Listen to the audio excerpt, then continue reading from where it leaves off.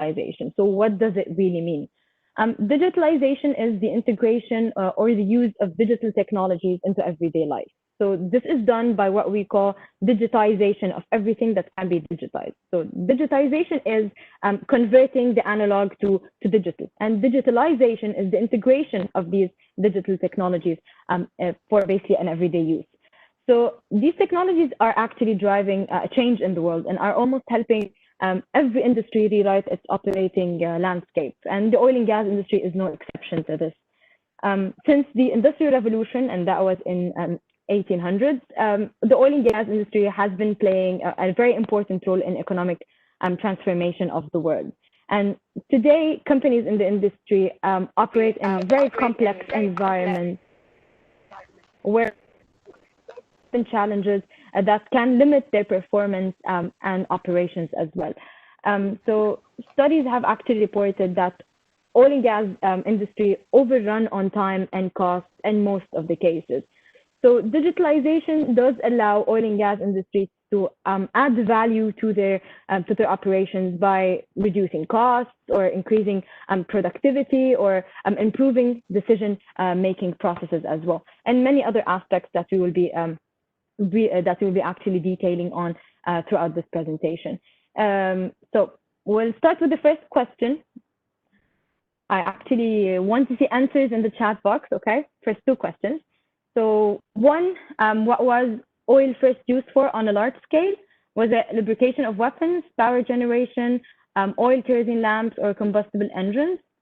And the second question is, when did offshore drilling start? So 1940s, 1960s, 1980s, or the 2000s?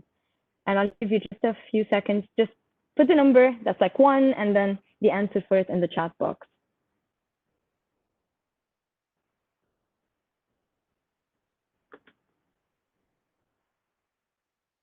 Right. Okay. Actually see a lot of correct answers. Everyone's saying gas, oil and kerosene lamps, which is correct. And for the second question, okay, there are different answers here. We have 1980s and 2000s. Okay, 1970s. Okay, now they're being completely different.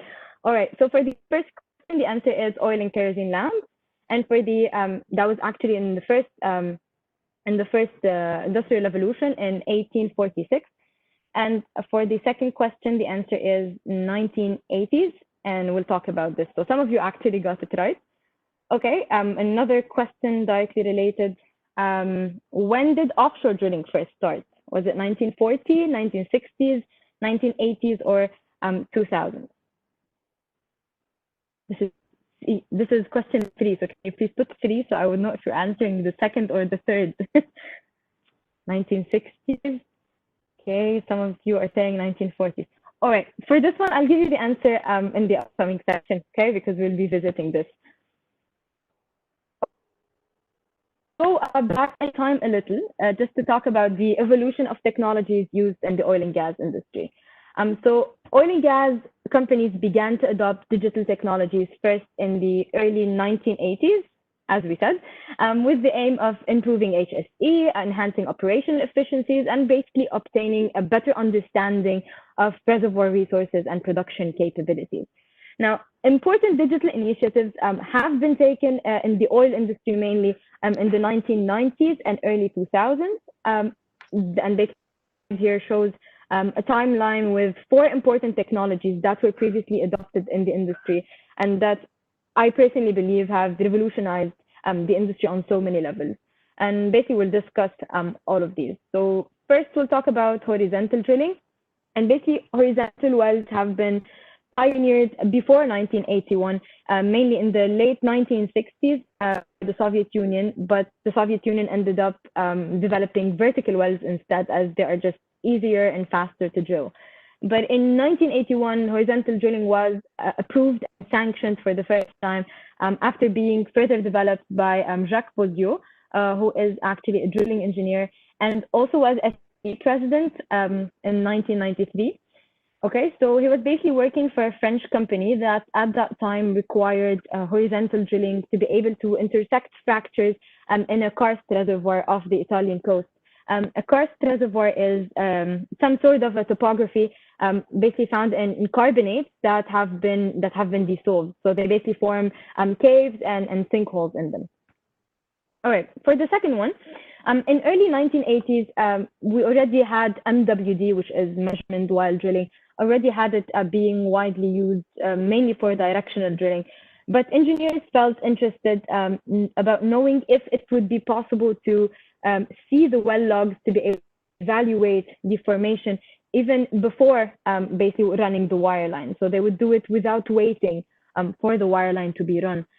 So in 1985, the first LWD, which is logging while drilling, the first LWD tool was developed and was being adopted also for horizontal wells, mainly because horizontal wells were too tough to be able to be accessed with wirelines. So that actually increased the odds of targeting the sweet spots and increase, in this case, the possible production. All right. This point is new platforms, if we want to say. So we've been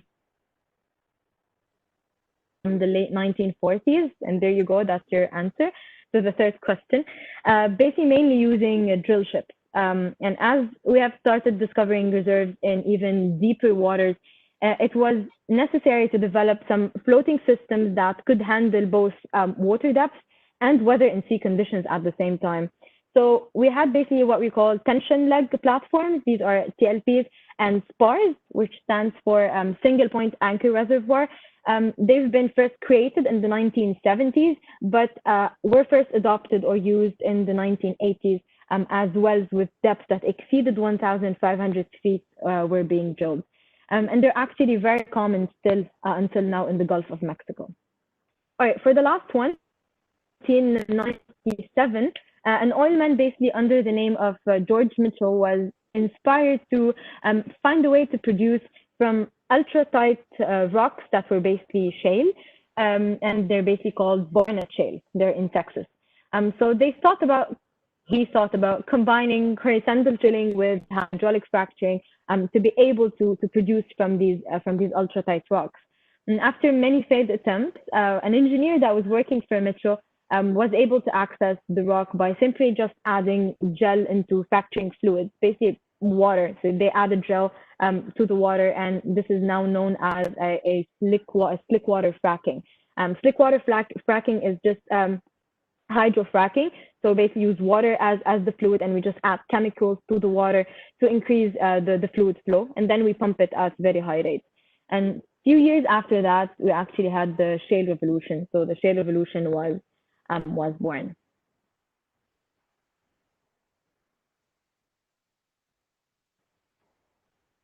All right.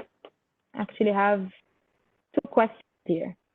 Three to be exact. So start with the two. All right. So question 4 is, when did the shale revolution start?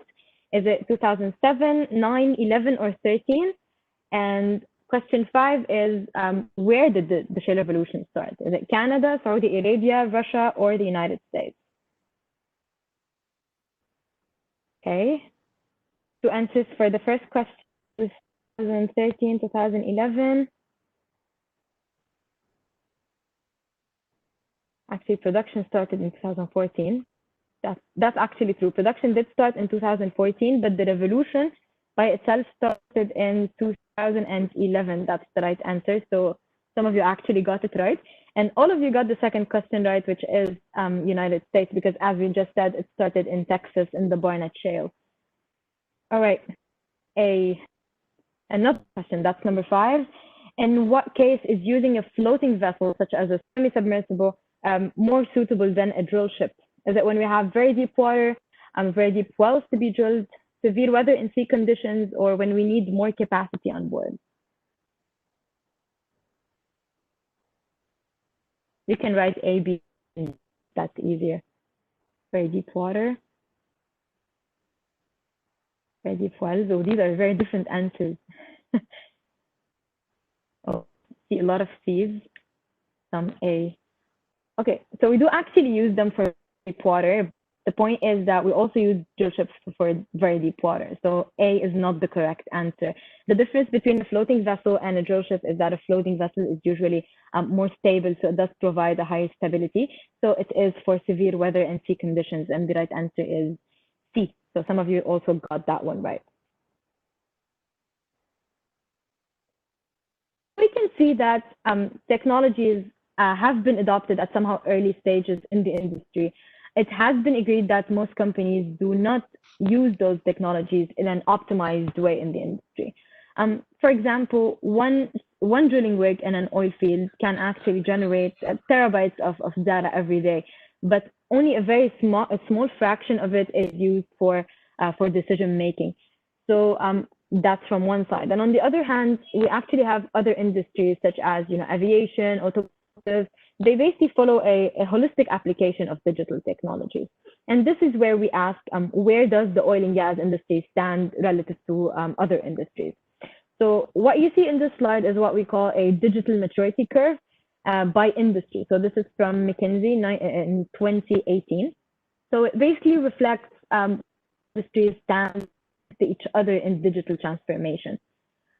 Many studies conducted in 2019 on digital maturity of the industries, such as one that was, I think it was Deloitte in 2019 as well. It based its analysis on a certain digital maturity index.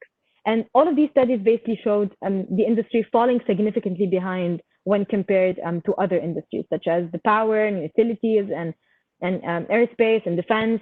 Others such as telecoms and automotive, as you can see. And this is well reflected here in the curve, as I'm sure you noticed that the oil and gas industry is in the lower section of the spectrum.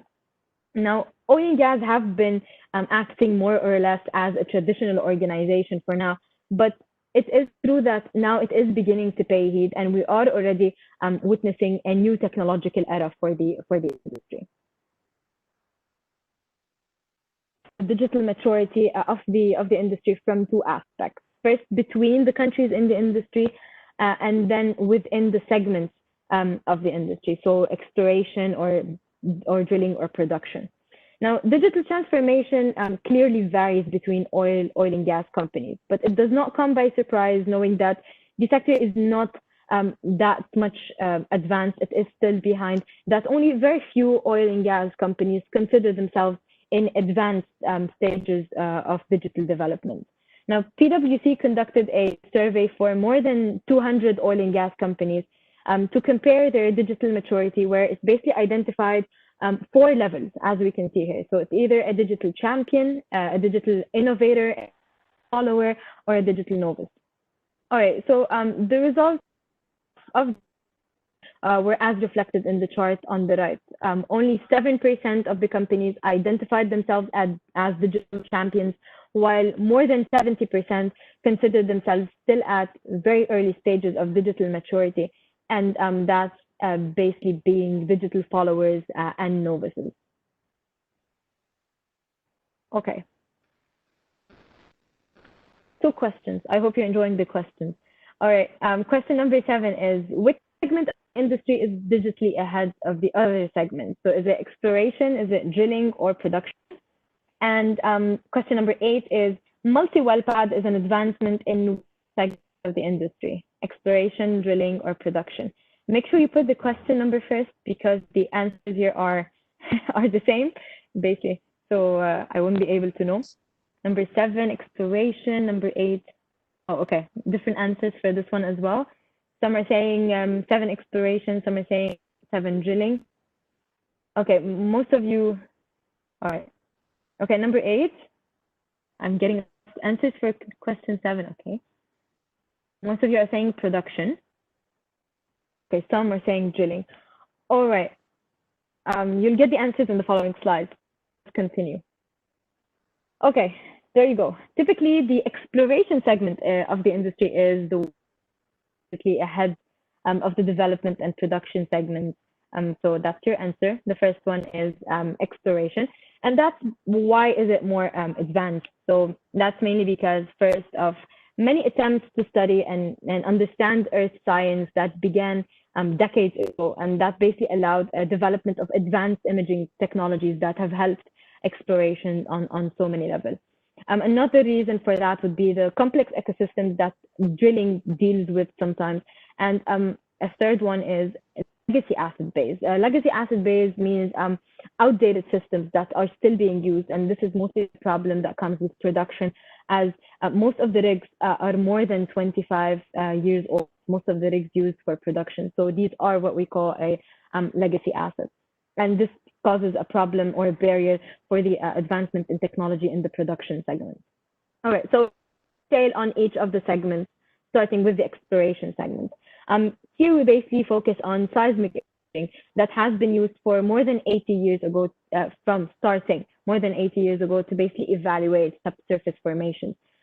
Seismic is at an advanced stage of data analysis and visualization, mainly because we have standardization of geological data and formats.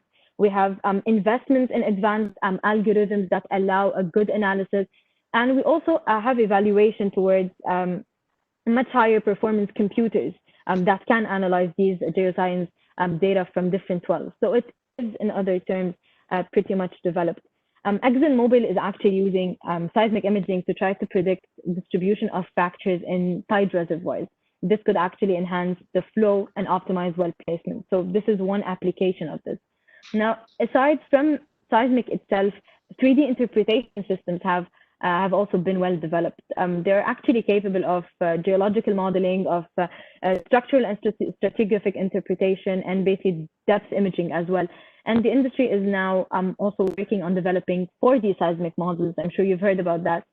And these 4D seismic models would most probably integrate production data to all of the others to basically track any changes in performance as well. All right, for the drilling segment, the industry witnessed over the past 5 years or so some advancements in operational technology, such as the multi-well pad drilling. So that's the answer for the second question. Multi-well pad is actually related to drilling.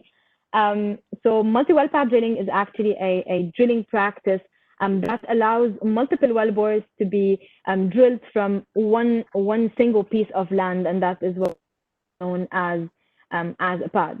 So although the latter has developed the industry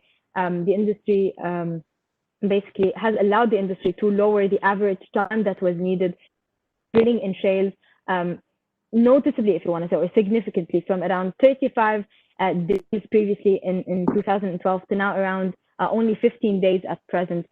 These operational gains for technologies in the drilling sector have been showing some signs of moderation.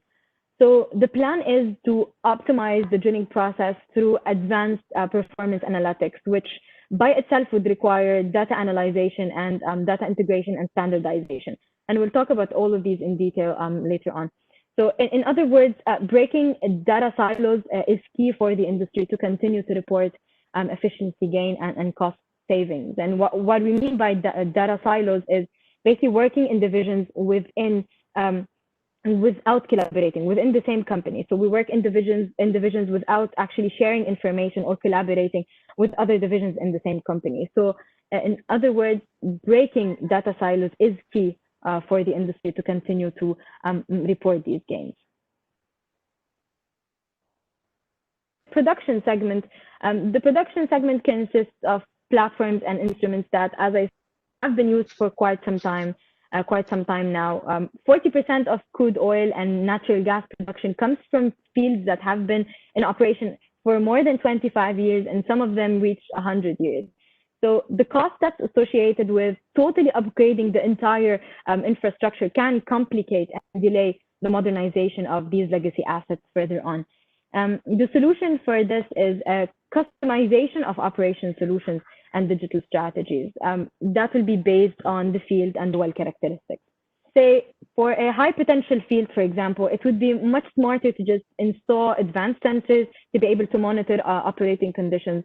But on the other enough, however, to utilize just standard automation and monitoring systems for optimal performance for a low potential field, right? And see the difference. Why are we witnessing a change right now? Why hasn't it been done basically before? Now, it has been long established that the benefits of digitalization in the oil and gas industry can actually help the industry significantly. But major players in the sector have remained stubbornly against changing their ways of working. And if otherwise, even if they decided to integrate digitalization somehow, their digital initiatives have been more conservative, and they're basically based on selective application with limited impact on operations. So mainly restricted this to basic active maintenance procedures or reviews of complicated operations. This is just an example of a basic use of technology in the industry. And this is basically what we call an incremental performance improvement based on versus a complete digital revolutionization. So a complete digital revolutionization actually means to completely revolutionize everything in the industry, to integrate technology in the core of the business. But an incremental performance improvement basically is more selective, more conservative, picking only certain areas where they would choose to integrate digital technologies. Now, one part of the reason is, of course, and has always been, will always be related to money. Despite of the clear long-term benefits of implementing such systems, there are significant costs to be able to develop digitalization processes, to be able to integrate them into existing workforces and workflows, and to be able to train the workers to be able to adapt with them. So as long as existing processes are still profitable, and as long as none of the other major businesses are getting extra market share from digitalization efforts, there is no incentive to change that until you can actually start finding some incentives that will actually push you to change that. So what could possibly be and what could possibly push the industry towards the digitalization path? And here we'll basically identify 5 incentives, and we'll start with the industry trends. And before we do so, we're gonna go for 2 questions. All right. Question number 9, during which period did the market face a significant 2012-13, 13-14, 14-15, or 15-16? That's for question number 9. And question number 10 is, what can actually cause an oil price crash? And we can actually have more than one answer, one correct answer here. A collapse in demand, a decrease in supply, an increase in demand, or a glut. A glut means an oversupply. Okay, so I'll give you a few seconds to answer those. Okay, so some of you are saying A for question 9. Okay, some of you are saying B, increase in demand. 2013-14, and decrease in supply and increase in demand.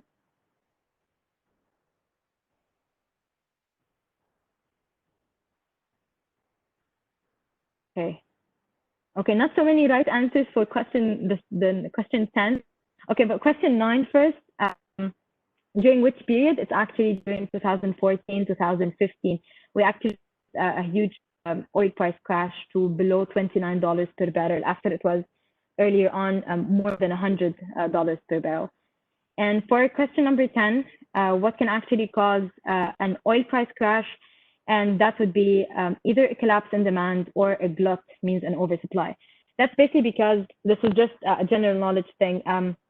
Whenever we have a decrease in the price, it's mainly because we have so much of that, so much of this specific commodity than we actually need. So it becomes not so valuable, in other words. So if we have a stable supply, but yet the demand decrease, the demand for it basically is no longer this then we have an oversupply from that same commodity, more than we actually need from it. So this can cause the oil price of it to basically crash. And increase in demand, on the other hand, basically does not cause that. A glut means an oversupply. If I have a specific commodity that I only have a specific demand for it, and then I have a huge increase in the supply, it becomes less valuable in this case. So this can reduce from its price. So the correct answers for this question are basically collapse in demand and a glut, means an oversupply. We'll move on from this. So several powerful supply and demand forces are actually shaping the oil and gas industry. And this is something we already know about. These would basically include geopolitical conditions and technological advancements, such as horizontal drilling and hydraulic fracturing, they basically allowed production from shale resources, and they are the main reason for the shale revolutions the shale revolution that basically started, as we said, first in 2011. So they basically play an important role in creating a glut in the supply, which can lead to low crude prices. Because as we said, when we discover new hydrocarbon sources, new ways of producing, we actually give an oversupply to the market. So we start producing more, we actually want to sell them, so the market becomes oversupplied with this specific commodity, and this will cause low prices. On the other hand, other factors can actually affect the demand as well. And these factors would include a growing interest in electric vehicles and basically an energy transition towards renewable, for example. So an energy transition towards renewable would cause countries or governments to want to buy oil much less, right? So they would want to, that would basically decrease their demand for oil. So as we said, this interest for a growing interest for more renewable sources can actually affect the demand, and this is well shown in the slide. Now, a disruption in supply, in demand, and in the prices in general, with a persistent market volatility, because we actually see how easily the prices for oil, more specifically more than gas, can actually go up and down. And I'm sure you saw what happened like a few months ago due to COVID-19 as well, and then with the negative WTI crude prices as well. And this is actually a proof that the prices are pretty much volatile. This actually made investors more wary about this industry. And actually all started with the 2014-2015 oil price crash, as you can see in the graph on the right, where basically oil and gas companies had to cut costs significantly simply to just be able to adjust to a low price environment. The collapse of the demand and the price crash caused a temptation somehow to remove all of the programs that the companies were focusing on that cannot immediately contribute to the cash flow. So one of these programs is definitely digitalization, because we cannot directly see the positive impact of it. It mostly takes time before we actually see it. So it does not directly contribute in a very noticeable way, at least in the first stages, to the cash flow. So, but regardless, instead of slashing their digital transformation programs, companies reevaluated the potential of Industry 4.0 in their work streams. And Industry 4.0 is actually the digital revolution. This is what we actually mean by digital Industry 4.0. But so many words that are hard to pronounce.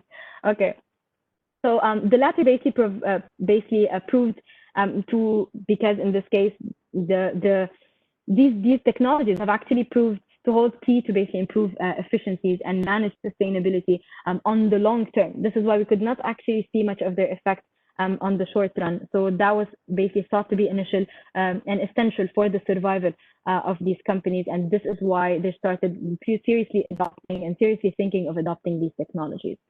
I actually have a question here, I think, and I'm right. Okay, so this question would ask about the Industry 4.0. This is question number 11.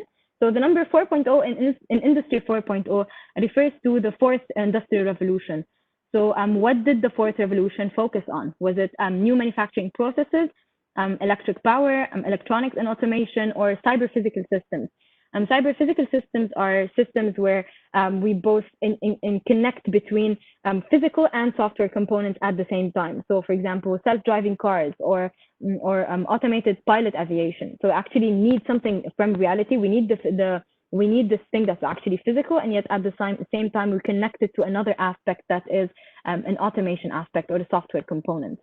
So what do you think is the right answer for this? This is the fourth industrial revolution. All right, so many of you are saying D. Some of you are saying C. Okay, electronics and automation. C or D. Okay. Still not one answer though. Cyber physical systems. All right. Cyber physical systems. Some of you, not most, but the large portion of you actually said that cyber physical systems, and that is the correct answer. So new manufacturing processes was for the first industrial revolution. They're actually in the right order. Electric power for the second, electronics and automation for the third industrial revolution, which is also known as the digital revolution. And the fourth is actually building upon the third revolution. So it's also a digital revolution, but it's just a more advanced one that aims to include cyber physical systems. So we're actually seeing this. This is somehow new, the automation thing for the aviation and the self-driving cars as well. About the first incentive, which is related to industry trends, volatile the demand and the supply, and as well as the prices are in general. And that is one reason why companies and the industry are starting to seriously consider adopting technological advancements in their operations. Now we'll go to another incentive, and that is rapid advancements in technology and a global digitalization drive in general. So there is a growing sophistication of platforms, of surveillance and monitoring technologies, of storage technologies as well, and that is allowing for a rapid data processing, accurate decision making. So that is a second incentive for why companies might also be interested to adopt digital technologies. A third one would be to changing consumer needs and expectations.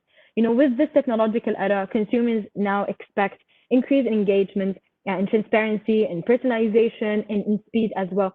And all of the latter can actually be delivered easily by simply just adopting new digital advancements. Another incentive would be environmental concerns and the energy transition. Mainly because giving more attention to environmental issues does influence companies' energy choices. In fact, environmentalists and policymakers and investments and just the public in general had already been pressuring oil and gas companies to cut their investments on carbon-intensive operations in favor for other renewable sources of energy. And the latter definitely pushes companies to seek more advanced approaches and grow in their technical sophistication to be able to try to reduce that environmental impact.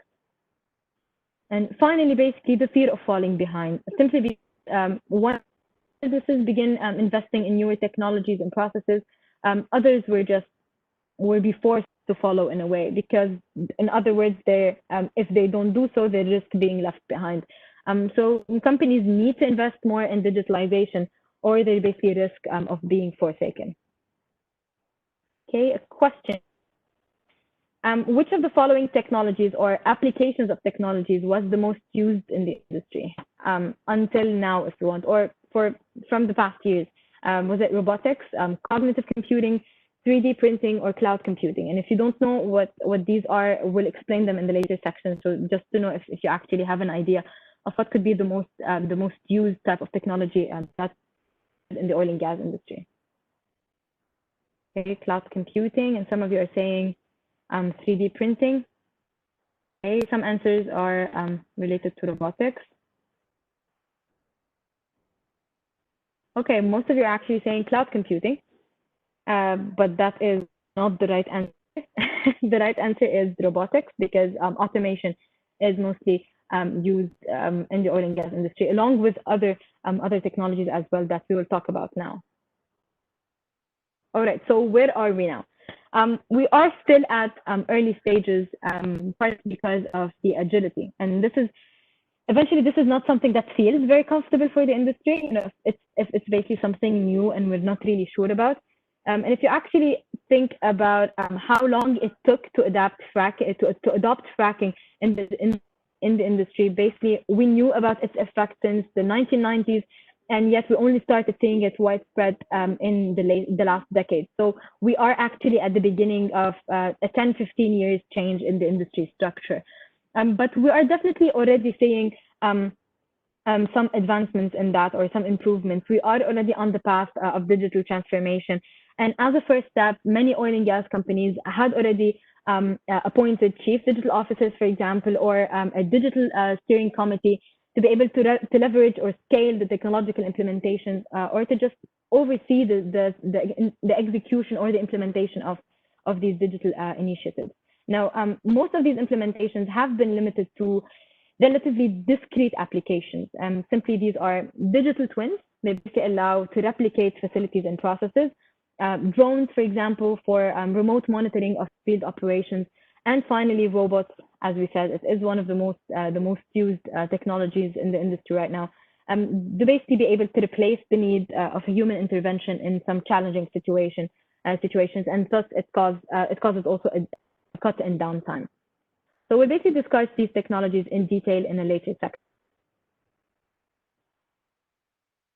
A 2016 survey conducted by World Economic Forum, and you can see the related charts on the slide, showcased that big data and analytics, IoT, which is Internet of Things, and mobile devices are emerging as top digital topics for oil and gas companies. And the survey also revealed that robotics and drones, artificial intelligence, and wearable technologies will witness the higher percentage of growth over the next years, and that was in 2016. Now, a more recent study that was conducted by PwC earlier on this year reflected that oil and gas companies see the most potential for the digital future in technologies that combine somehow data with analytics at the same time. And that is somehow in line with the previous 2016 study. And basically, those technologies would include, as you can see, the first five, basically MES, or manufacturing execution systems, energy analytics, connectivity and Internet of Things, and finally, machine learning. And note that a large number of these technologies are interrelated, and they can be linked to more than one technological application. This survey, unlike the previous one, clearly separates between the technology and the technological applications, as you can see.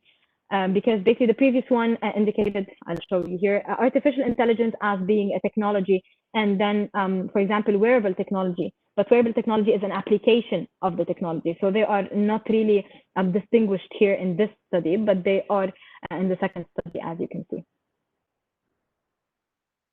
There is actually no right answer to the question, where do we start from?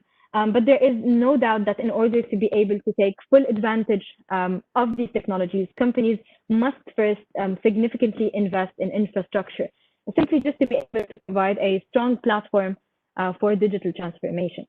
Now, they also need to ensure collaboration across the company by some structural changes across the company's model. Because the problem that we're facing right now is that most of the oil and gas companies still operate in silos, or with what we call a silo mentality. And that is, as we explained before, the reluctance to share information with other divisions in the same company. So other than that, most of them still have heavy legacy systems, which are outdated systems based on old methods and old technologies. And this could be a barrier for the development of the technologies. So these ideas are all well reflected in the chart shown on the slide, simply because basically this chart is obtained from the same survey, by the way, and it shows the main obstacles to a successful digital transformation according to some oil and gas companies. So limited knowledge sharing, which is in this case a silo mentality, is clearly acting as their main concern. All right, now for the big question, how exactly can digitalization transform oil and gas? So in this section, we'll be detailed on different types of technological advancements that could be used in the industry, and some of them are already being used, and we'll even mention an application to each, just so that the idea becomes a little bit clearer.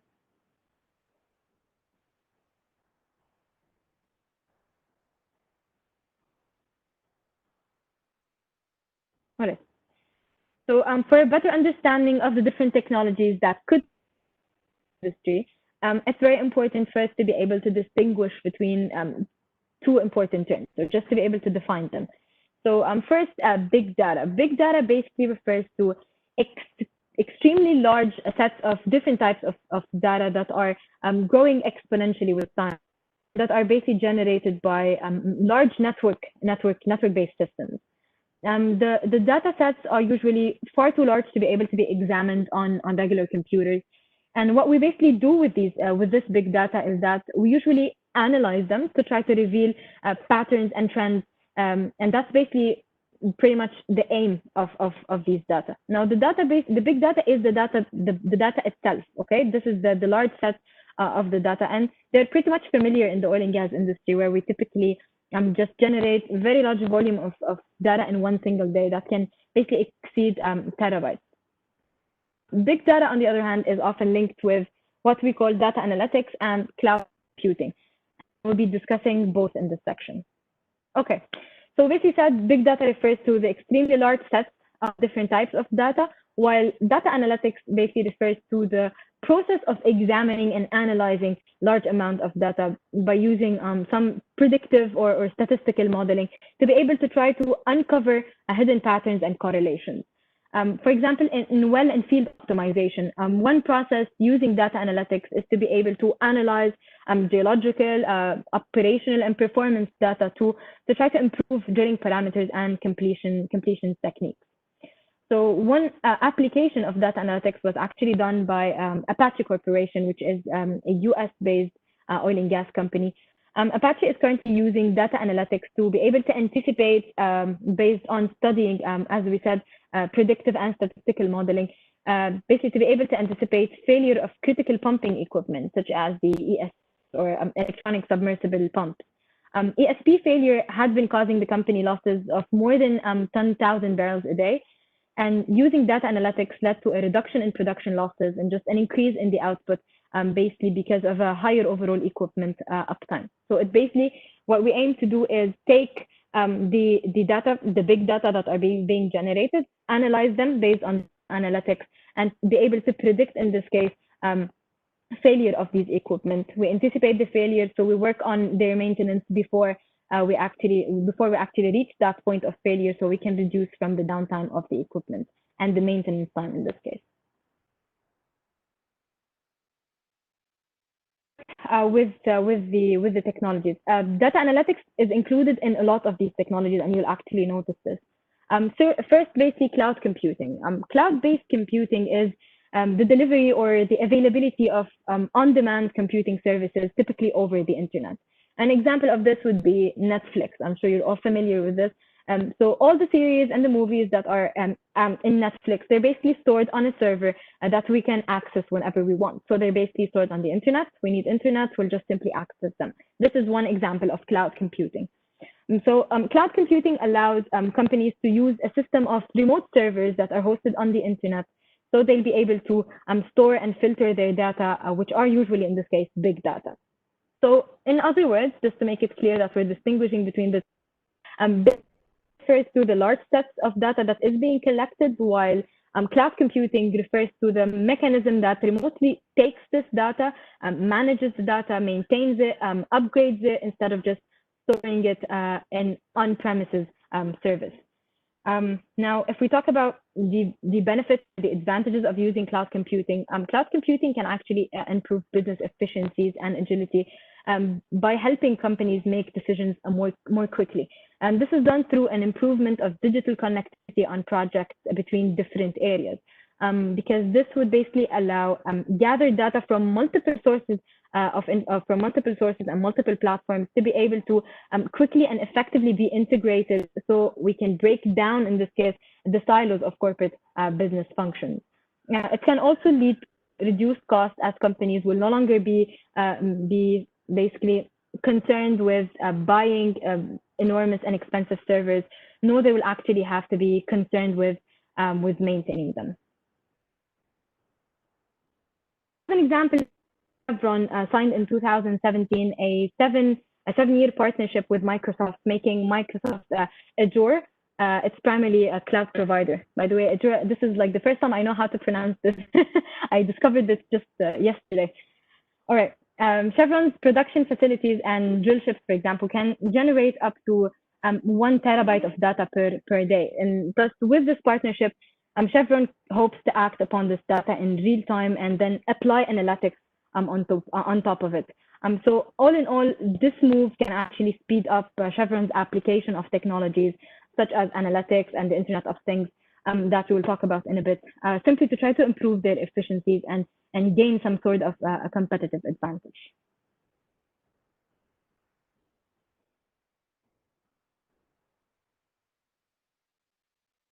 We will discuss at a later part of the presentation, so I won't have to answer it right now. All right. Manufacturing execution systems. This is what we also know as MES. It basically refers to a system that connects machines and work centers together. So the aim of it is to ensure effective execution of operations. It basically links individual pieces of equipment in a certain company's in a certain company to the company's enterprise resource planning system. This is what we call an ERP. This is some sort of a management software that is used to collect and manage and interpret data from different business activities. So this basic system, the MES, basically links the individual pieces of equipment to this ERP system, to this management system, to be able to manage long-term planning and short-term scheduling of operations. So it can facilitate in this way coordination of operations while providing at the same time real-time feedback for requirement changes. Now we'll study the case of Honeywell here and its gas processors for MES. So gas processors have many simultaneous operations that need to follow a specific pattern as well. So planning and then scheduling and then basically executing and then the monitoring part. Honeywell integrates updated versions of MES in its gas processors, mainly to try to automate and execute the operations and the instructions, and then manage the workflows finally and track the performances as well. And these systems do actually allow significant improvements in basically by less downtime, a higher accuracy in capturing information, and a higher accuracy also in operation traceability. This is because, as we said, we'll be able to know when the operations are happening and finally to track that performance. So as we said, it also helps in highlighting the opportunities for improvement through this real-time feedback and track of performance.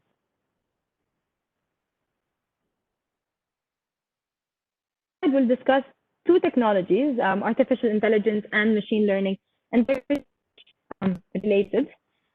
So artificial intelligence first, or AI, is a term that is used to basically cover a wide variety of technological improvements and applications. And these technologies mostly involve machine learning, and they involve problem solving. A simple example of this would be self-driving cars. Now, it's basically all about trying to mimic or even supersede in certain situations human behavior and human intelligence. Specific softwares, specific machines that are capable to mimic and supersede human behavior. The potential application for artificial intelligence in the oil and gas industry are pretty much vast, from basically surveying and continuous monitoring to also planning and forecasting and improving safety and automating basically some of the operations. AI is included in various technologies such as the automation, as we just said. It's included in Internet of Things, it's included in machine learning itself and others, and thus could be of benefit to, for example, an offshore rig or a production facility by simply just using robotics and system monitoring to replace human presence in high-risk situations, for example, or by allowing more accurate interpretation of the data. So this is one example of AI, because AI in itself, it includes different technologies such as the automation and the Internet of Things. It's important to mention, however, that the high capital investments for the integration of AI technologies, along with the lack of skilled and qualified professionals in this market, can actually hinder the growth of it. And this is why sometimes you actually see in specific situations limited application of this. So this is basically AI. And AI includes in itself machine learning. So machine learning is an application or a branch of artificial intelligence. Actually, also a method of data analytics, because as I said, a lot of things are included in data analytics. And machine learning basically is based on the idea that systems can learn from data. They can identify specific patterns based on some algorithms that they have, and they can make decisions with minimal human intervention and without basically the need to follow specific programmed instructions. As an example for this in regular life is medical diagnosis. Basically, medical diagnosis uses machine learning or analysis. What we basically do here is we analyze, or machine learning basically analyzes some clinical parameters, and then basically they predict the disease progression. If they basically have a disease, what is the progression of this disease, and then what could possibly be the therapy planning. So we spot the pattern first, and then from these large amounts of data, we were able to spot the pattern and then make a prediction as well. So that's basically in everyday life. And in the oil and gas industry, on the other hand, machine learning can be used in many applications, and mainly in reservoir modeling, for example. If we combine it with data analytics and cloud-based platforms, machine learning would also allow significant enhancements or improvements in the implementation or interpretation of seismic data and reservoir modeling. And this would basically enhance subsurface evaluation capabilities. So what we basically do here is we're getting the data that we need from cloud-based platforms, and then because we are able to analyze the data through machine learning by noticing some patterns and some collaborations between the data, through this is what we call data analytics, we will actually be much better at interpreting or analyzing seismic data and basically going for reservoir modeling. So this is a whole combination of technologies that can basically be used to enhance subsurface evaluation capabilities. Now, if we want to basically give a clearer example, so you'd be able to distinguish between AI and machine learning more easily. So say, for example, first, machine learning would be able to basically understand or anticipate the possible demand of a specific store selling any type of commodities. Say, for example, bikes. A store is selling bikes, and this machine learning would allow the store to anticipate what could possibly be the demand for this term, for example, based on interpretation of previous or historical data that they get from cloud.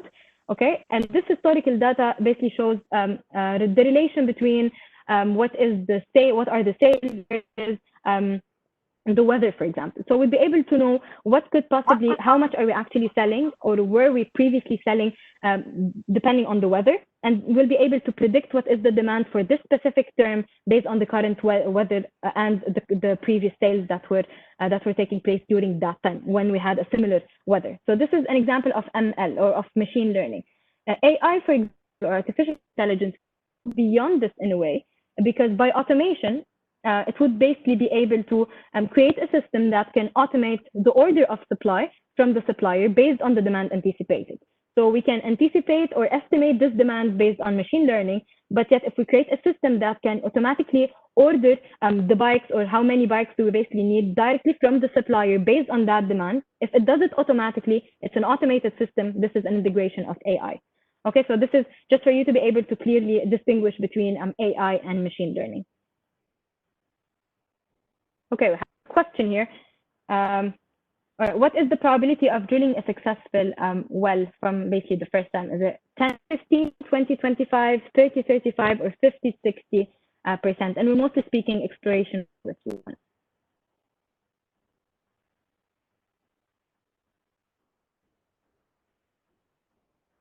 Okay, many are saying A, 10 to 15%. 50, 55%, that's a little bit high. 30, 35, okay, we have some saying C, some saying B. All right, so we'll visit this in the next slide. So I'm going to proceed and we'll let you know the answer in a few. Some of you are still answering, so I don't know if I should give you more time. All right, we'll move on to this. We'll give you the answer in the next slide. So what artificial intelligence is and what machine learning is and how we can basically distinguish them, we'll actually be able to define what we call cognitive computing, which is an even more advanced type of some sort of an AI. Cognitive computing refers to self-learning program systems that can learn at scale, and they can basically reason with purpose and interact eventually with humans naturally. And this is basically based on the use of computerized models, such as visual recognition or natural language processing. And they use these models to be able to simulate the human thought process in much more complex situations. So unlike artificial intelligence, cognitive computing is actually capable of speech recognition, of sentiment analysis, of face detection. So for example, Google Assistant or the chatbots on specific websites. If we go on any website that we want to ask a question, we want help, they always ask us on the side if you need help, and they open a chat, and this would actually be a chatbot. It's not an actual person answering most of the time. So this is one example of cognitive computing. They can actually notice sentiment analysis and speech recognition, and they'll actually get back to you as well, right? So they'll be interacting with humans. So if we were to compare, artificial intelligence is not intended to mimic human thoughts and processes, but more like to solve a problem using the best algorithms that are there through machine learning, as we said. But cognitive computing, on the other hand, is not responsible for making decisions for humans. It's more like they just supplement the information for humans for them to make the decision. and they can basically interact with them, and this is why they're called cognitive. So we'll give an application here related to cognitive computing with Repsol that has been collaborating with IBM. IBM is pretty much famous for cognitive computing technologies. IBM stands for International Business Machines Corporation. So what Repsol wanted to do is basically to bring cognitive computing to its upstream businesses. Currently, basically, companies spend around $200 million, $200 to $400 million to drill one single offshore well, and sometimes much more than that if the well was deeper and much more complicated.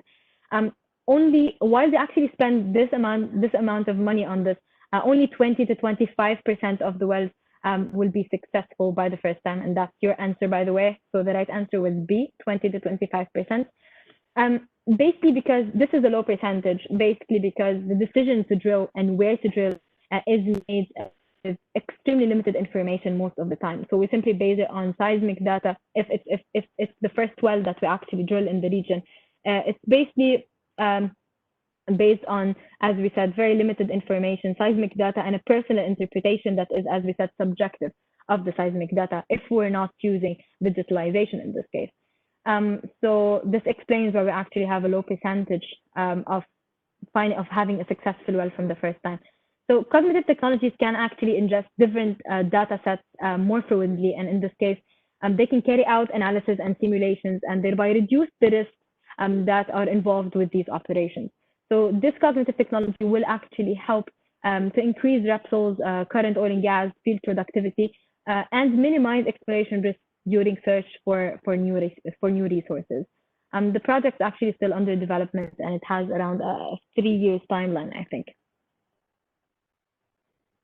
All right, we'll go for a 10 minutes quick break because, as I said, it is somehow going to exceed an hour. So it's 1:05 where you're at. So 10 minutes, I'll be back at 1:50. All right.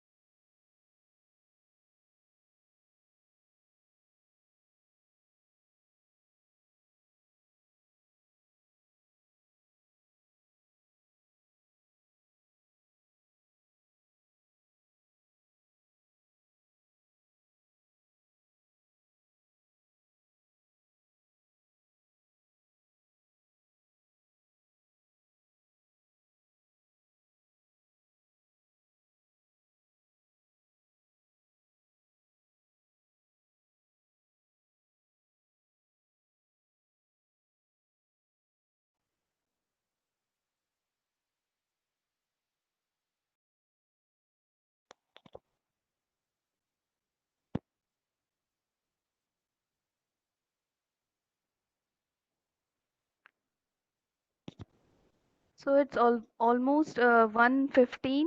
So we will be continuing with the session. But before that, I would like to make a small announcement that the head of the Department of Petroleum Technology, Ms. Dr.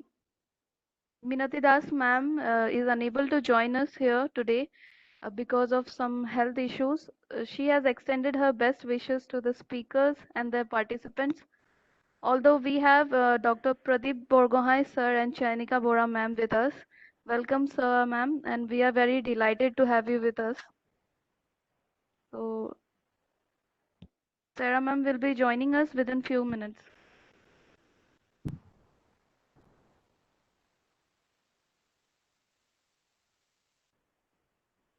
All right, that's great. You let me know when we're ready to go on. I'm ready. Yes, ma'am, you can start now, I think. All right. Okay.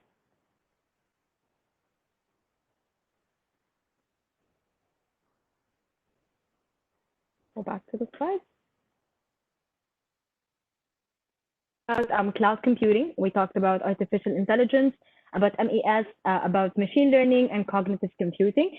And now we'll basically talk about automation. So automation can be based on AI, okay, not all the time, but it can be based on AI. And it basically means making a software or a hardware that's basically capable of doing things automatically and without human intervention.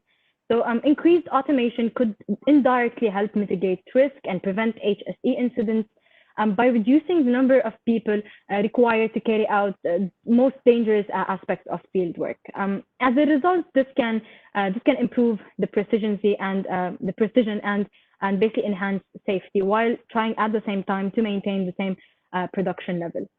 Now, also as a great part of the workforce retires, basically the next generation of workers taking their place will not have the same depth of experience in the field, and basically will need different skills to be able to succeed and compensate. So in such a scenario, automation and automating the industry processes could actually help standardize them as much as possible. Are mainly very two large advantages, sorry, of applying automation for the industry. So for HSE related, increasing the efficiency, the precision, the safety, and at the same time trying to basically standardize and help out the new generation of workers who are coming as the older generation, basically, which is the most experienced, is leaving the workforce at the current time. So, and now for the application of automation, and this is actually a very nice one. We'll talk about robotic drilling systems, and that's the company currently working in collaboration with other companies on developing a fully electric and a fully robotic drill floor for a fast and an unmanned operation of pipes and tools. So imagine we won't be even needing drillers or assistant drillers or floormen or even maybe tool pushers on the rig floor. We just need someone to monitor that the operations are all going well and everything will just be automated in this case. So beyond decreasing the rig time and improving HSE and trying to reduce the operating costs as well, this fully robotic system can provide other benefits such as less downtime because we can require less maintenance in this case, a faster installation, and basically lower noise and energy consumption as well. Now, another technology and that internet. Can you still hear me? Yes, ma'am, you are audible. So connectivity and Internet of Things basically stands for, this is IoT, okay, which actually means a system of interrelated computing devices and mechanical and digital machines and objects that are basically provided with the ability to transfer data over a network without a human-to-human or human-to-computer interaction. Now, leveraging Internet of Things could connect end-to-end operations across a well life cycle and basically ensure that all the systems and all the equipment, all the sensors are communicating together and are learning from actions across the whole industry.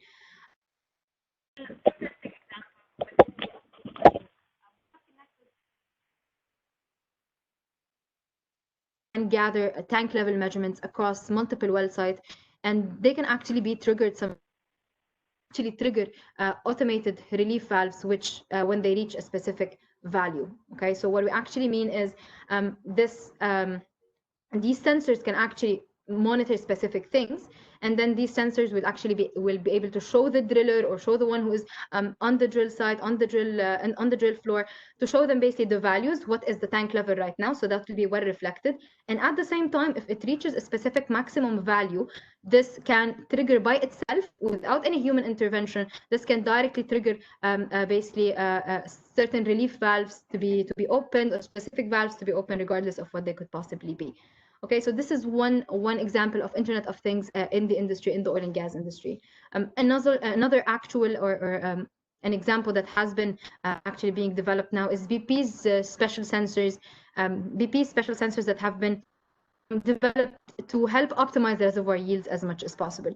The sensors are sensitive enough and also very small to be able to be sent deep into the boreholes, where they can actually distinguish between oil and water. And in this case, they can help reservoir engineers mitigate the potential damaging of water reach production well, right? In this case, that will improve efficiency and productivity in general. 3D printing. 3D printing refers to a assisted process that can create three-dimensional objects or models, and this is becoming a trend mainly due to increased technological sophistication and lower equipment costs. Now, as the industry's operations grow in technical complexity and size, demand for replacement parts at the production sites is also increasing, and that makes 3D printing more and more common. Now, the approach to supplying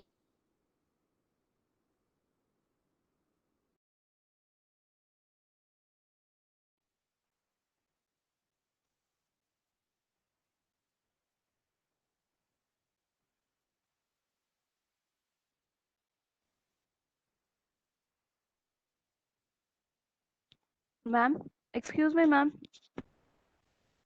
Your voice is breaking. great benefit components. So instead of ordering them, we're actually producing them on site only whenever they're actually needed. Okay, it can also allow a reduction in inventory costs or just a complete elimination of inventory as transportation and logistics just adjust to printing parts on demand. So 3D printing of spare parts becomes basically simply just done whenever required. Okay, so whenever we need that part, we'll actually directly print it out. There is no need for storing it in this case. So this can reduce inventory costs or just completely eliminate inventories. All right, also, I have one more mention related to the environment. So one environmental benefit of 3D printing could be the reduction in CO2 emissions, basically thanks to the reduced need for transport spare parts to and from remote areas, because in contrast, we're just basically producing them on site.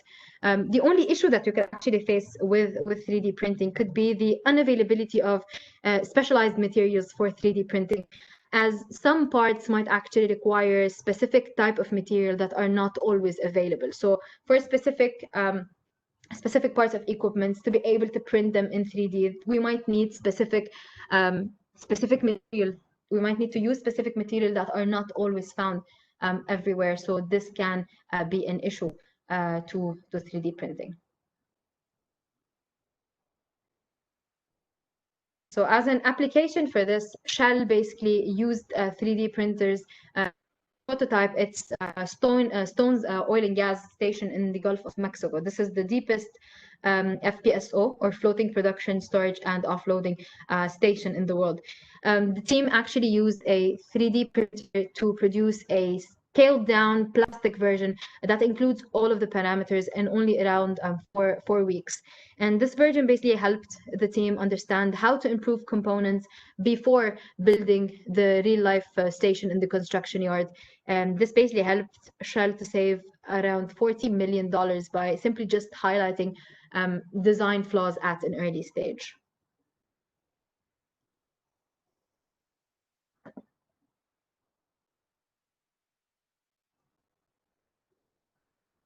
All right, I think I moved it. All right, digital twin. A digital twin basically is a virtual recreation of any element of a project, and that could be the infrastructure or the structure, all of it by itself, or just a smaller element such as a motor or a turbine or a pump. An accurate digital replica can actually allow real-time testing and analysis of operational data that will permit operators to easily spot improvements or efficiencies in their processes. So this is like similar to 3D printing, but 3D printing is used for actual parts when we need them to work. Sometimes they're basically 3D print to basically go for smaller prototypes that will allow us to check for where we can improve or what we can basically enhance. Okay, but digital twins are actually a digital recreation, so it's not a physical thing, unlike 3D printing. Okay, now Shell is also trying to advance its offshore structure integrity by combining digital twins with sensor data on rigs and big data analytics in the cloud as well. Data from sensors on the platform, capturing information on corrosion, on damage, on any strain, wind, sea states, for example, would be incorporated in the digital twin using cloud-based servers. So what happens is we have sensors that are detecting or capturing the specific information, and then the information would go on cloud, and then from cloud, the digital twin would actually be able to get this data. And digital twin is an actual recreation, a virtual one of the actual rig. So it's basically a simulation of the actual rig, but now we are able to consider these additional things that we're able to get from the sensors, this data that we're getting from the sensors, will incorporate them in the digital twin, and we'll be able to run simulations on it for the best possible ways and best implementations to basically have safer and more efficient operations. So basically, by running thousands of simulations on the updated digital twin in this case, the company would not only help its engineers execute an appropriate response we're facing, but also to prototype new and lean structural designs in this case.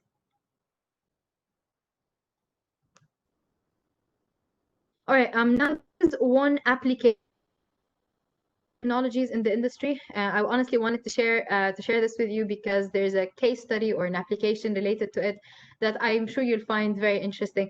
And it's basically related to what we call wearable technology. Wearable technology is a technology application aiming to provide workers with on-demand and real-time information through applications. So it can actually allow them to access the right information at the right time, so they can make more proactive decisions, and that will improve the productivity as much as possible.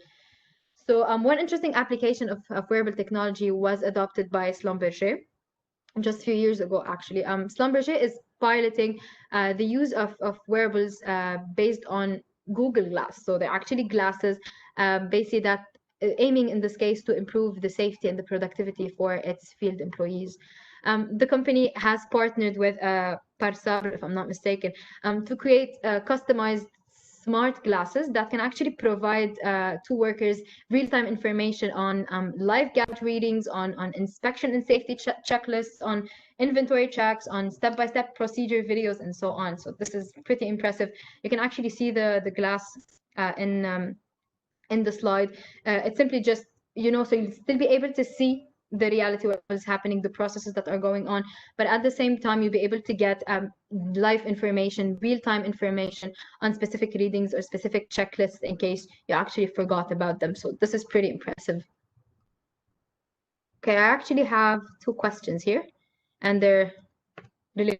All right, so this is from what we just explained. So Gmail is an application of which digital technology? Is it machine learning, a digital twin, cloud computing, or cognitive computing? And the question for Siri, which is on iPhone, or Alexa, I think, on Androids.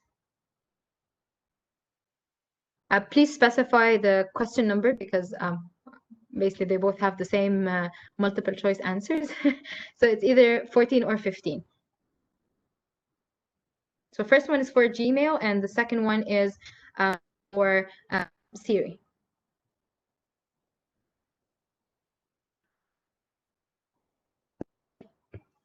So most of you are actually saying for 14 cognitive and for 15, sorry, for 14 cloud computing and for 15 cognitive computing. Okay, this is a different answer. Someone said machine learning for Siri. All right. Okay, got the answers right. That's good. Proves that the ideas are somehow clear. Gmail basically is an application of cloud computing. Similar to Netflix, Gmail, we actually have our emails stored somewhere on the server over the internet. We can access them whenever we need. Okay, so this is cloud computing for Gmail. All right, and for actually still saying answers. Someone said digital twin. Number 14. This is definitely not a digital twin. A digital twin means a recreation of something that exists to make it as something that's digital, so we'll be able to, on a software basis, for example, so that we'll be able to study potential implication of specific variables and parameters. So it's definitely not digital twin. Gmail is an example of cloud computing. Siri, on the other hand, is an example of, and this is, I think most of you got it right, it's cognitive computing, no doubt, because basically Siri allows an interaction with you, right? So whenever you're interacting, it becomes a cognitive computing. I got some answers related to machine learning. Machine learning is just the basics when basically things happen without interaction. So it's just following algorithms to be able to get specific data, estimate specific data, anticipate data, but it does not basically go into interaction with people, unlike Siri. So cognitive computing is for Siri, no doubt. All right, good. Now, here we're basically trying to put a value on successful digital transformation. So digital technologies have tremendous potential for the oil and gas companies.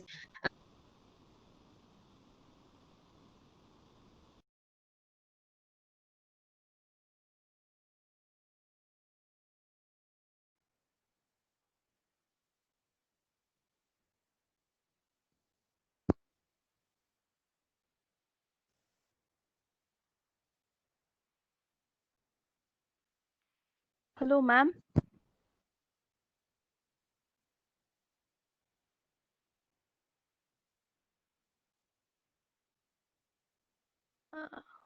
I think there is some issue with her network.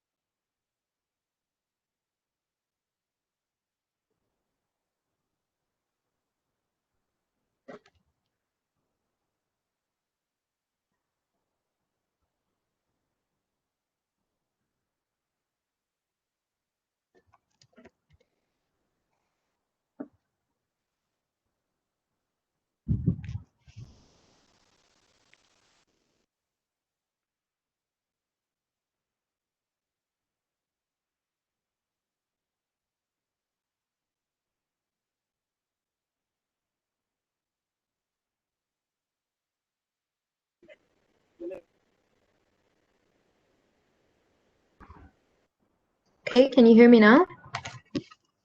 Yes, ma'am, now you are audible. Okay, did I stop? Did you stop hearing me a long time ago? Just so I know. Ma'am, from this slide only. Okay, great. All right.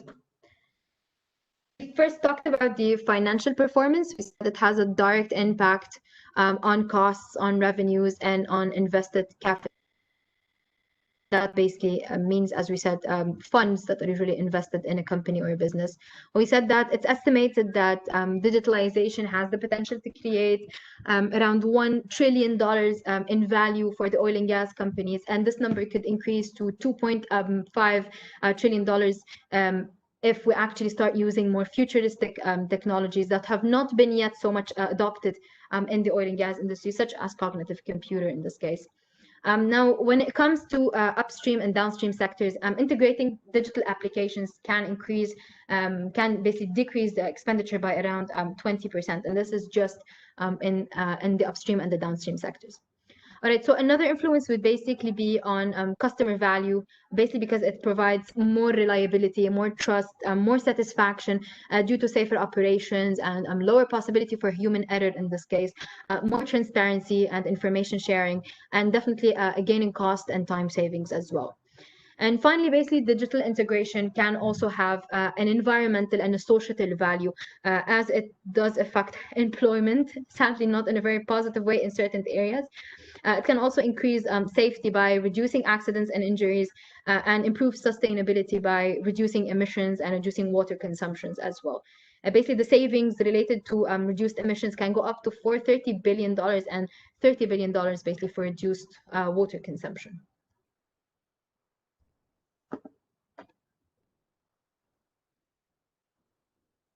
My slides are moving. All right. Digital tide has been coming in slowly, as we said, but will basically the effect of COVID-19 really spur a faster transition? Now, the last couple of months have shown many of us the benefits of digitalization across a vast range of industries, and not only in the oil and gas industry. Workers around the world are actually able to keep doing their jobs remotely, aided by digital transformation. Operate. This is basically due to the lockdown that we faced for COVID-19. And with the current situation, oil and gas companies are facing two challenges at the same time. So from one side, it's related to the impacts of COVID-19 on the industry, and the other one is mostly related to climate change and initiatives to basically go for global energy transition in a faster rate. So the actions taken against the current pandemic, which may keep oil prices low for many years, could dramatically reduce global levels of economic activity. This would also include the demand for travel, demand for transportation, for example. So this would cause a reduction in the demand and a systematic change basically in the demand for fossil fuels. One of the clearest and in this case most viable responses to those challenges basically is to accelerate the digitalization strategies to be able to help resilience and to improve the resilience basically and remain attractive to investors as well. Now, reporters in many sectors suggest that global businesses are considering more and more digital solutions that will allow operations to continue, at least for the current situation, with social distancing measures while these social distancing measures are still in place. For many companies, this can actually mean massive changes in priorities and shifts in their investments as well. Now, the effectiveness of digitalization processes and the speed at which they can be developed in the midst of this pandemic could actually be the only efficient way to keep the industry running for a good term. Now, there is no doubt that the investments at first may actually be large, so it is actually costly, but the benefits, at least on the long run, if we can see them at the short run and that clearly, the benefits in the long term are pretty much significant, and it's actually worth start being considered.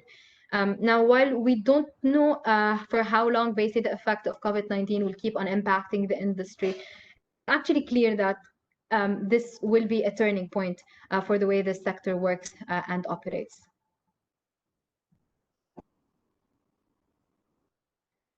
Okay, we'll talk about how to embrace digitalization for good. So we'll discuss challenges and inhibitors from a side, and what are possible recommendations to ensure a successful digital transformation for the companies and for industries in general. So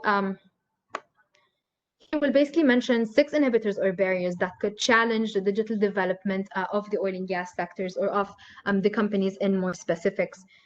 So first, and someone asked that question in the chat, cybersecurity or data security regulations. Yes, you're completely right with that question, because in this case, whenever we are still, we're the cyber environment when it comes to the oil and gas companies, it could actually have an increased risk of attack. So companies and their assets will be at increased risk of attack as this oil and gas cyber environment expands to involve new technological advancements such as connected computing devices and applications and services and telecommunication systems and just stored information. So the problem basically is that regulatory frameworks right now are struggling to be able to adapt to this new era of data sharing, in which companies companies must feel confident that by dispersing their data, they're not actually compromising it. So this does cause a barrier. This does cause challenges for why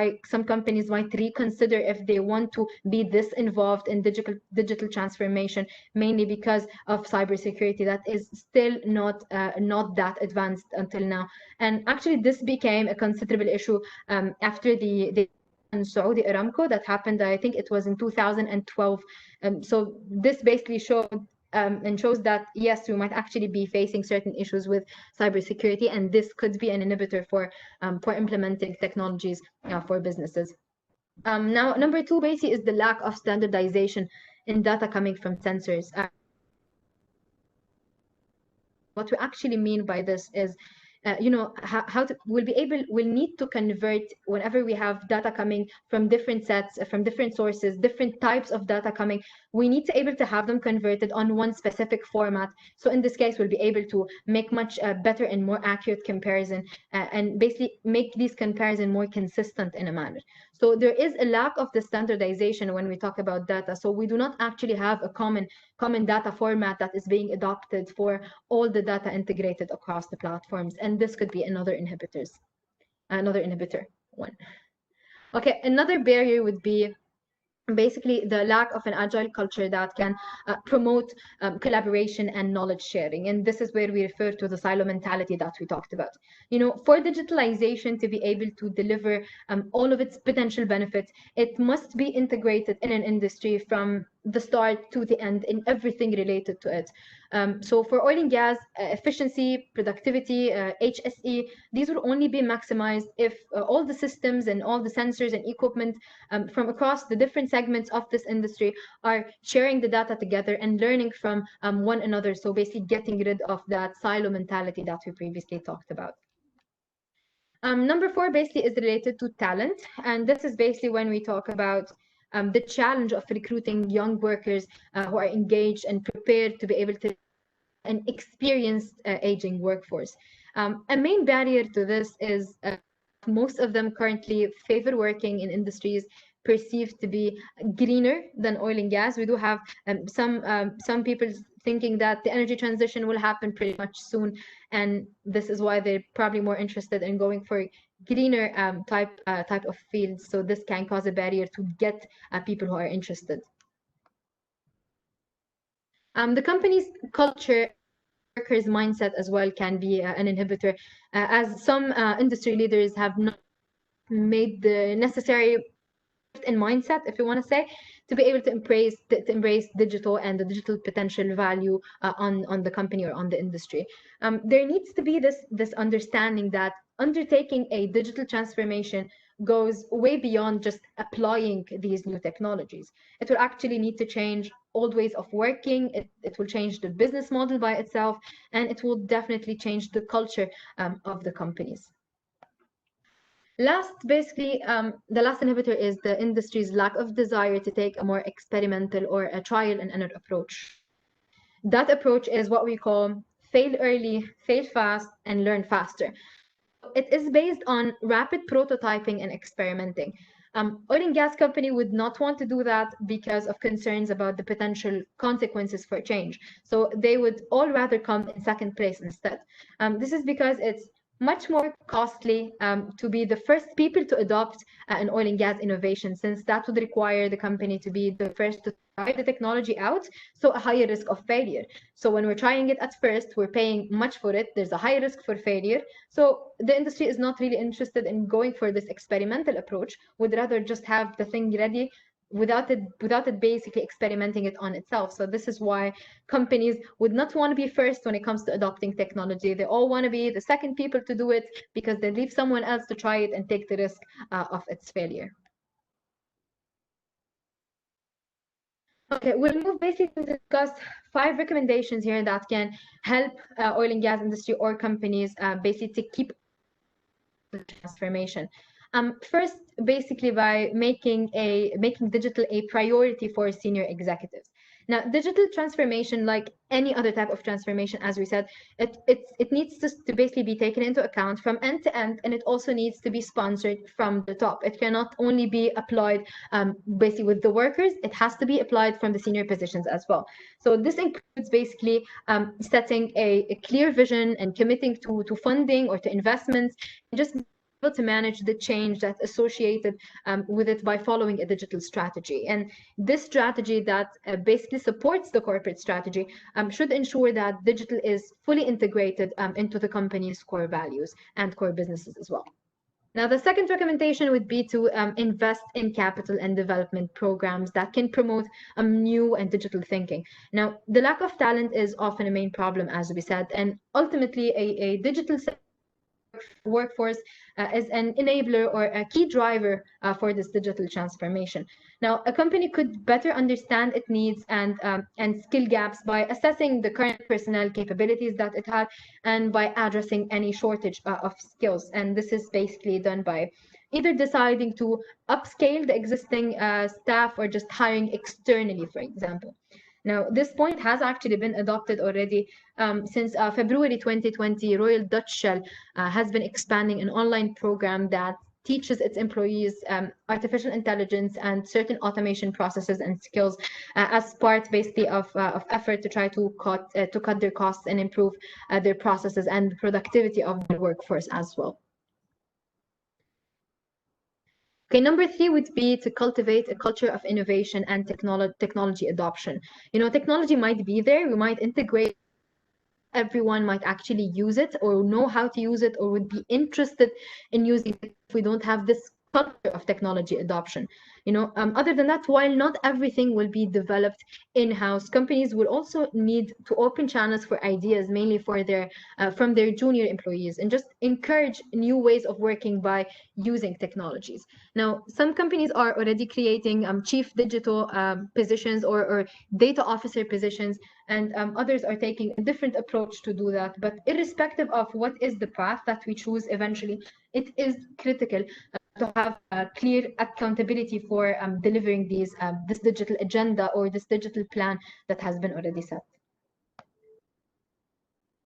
At least another recommendation is to generate momentum from experiences so that can basically drive scale. And this is done by just studying digitally advanced industries and learning how they have scaled solutions, how they have basically integrated these new systems, how they changed their business models, and just try to learn from that and try to see where basically we have areas of intersection where we can actually both do the same thing and just apply the same where they actually fit.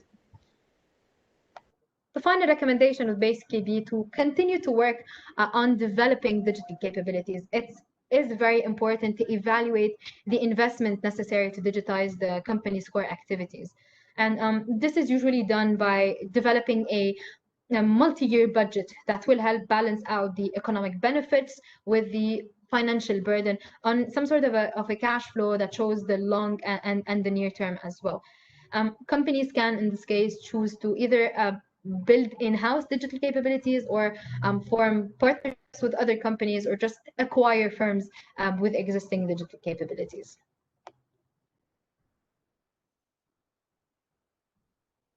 All right, finally, the most important question, is digitalization the key to the future?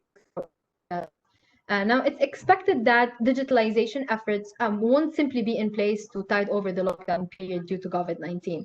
So continuity is actually the key now. So although we might actually see some companies implementing this only for the current state because of COVID-19, we actually know and anticipate that the investment that goes into staying on this path right now during this time will still provide benefits in the future, and the benefits are actually significant. So according to a study that was conducted in October by Rystad Energy, and you can actually see it in the slide, up to $100 billion can from E&P upstream budgets through automation and digitalization. So this is by only talking about exploration and production upstream activities. Now, technologies that are properly used, as we said before, can account for massive efficiencies, for safer operations, for increase in productive operations. And this is done through faster data gathering, faster problem solving, and just reduced downtime as well. And aside from these savings, there's also the increase in production that can be gained by implementing smarter technologies, by implementing AI and advanced data gathering sensors as well.